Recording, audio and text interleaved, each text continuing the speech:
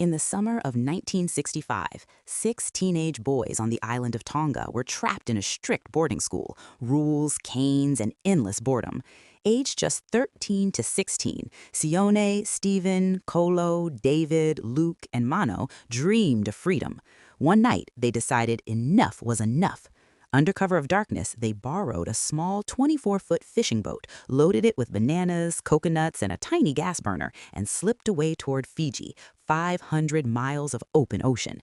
They thought they'd be back in a week. Heroes. But their adventure lasted exactly one night.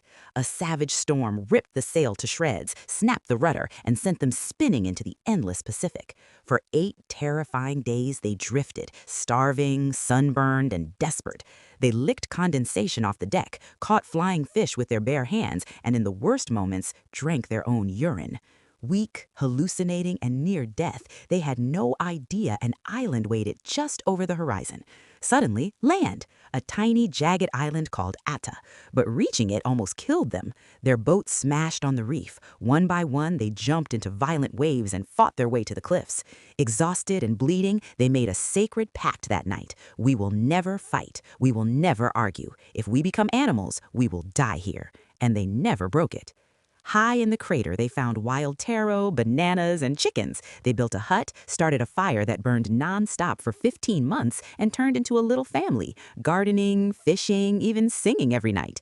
When Stephen fell 30 feet and shattered his leg, the others carried him back, splinted the break with sticks and leaves, and did his chores while he healed, proving their pact was stronger than any storm. 15 long months passed. They sang hymns, laughed, prayed, and stayed united. Back in Tonga, their families had already held funerals. The boys were officially dead.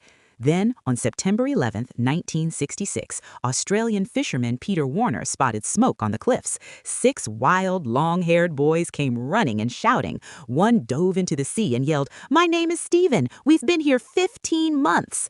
The boys were skinny but healthy. Their families, who had mourned them for over a year, exploded with tears and hugs. The whole nation celebrated. The 6 boys were finally home. While the fictional boys in Lord of the Flies turned savage, these 6 real Tongan teenagers chose kindness, cooperation, and brotherhood, and every single one survived. This is the true story that proves humans can be better than the books say.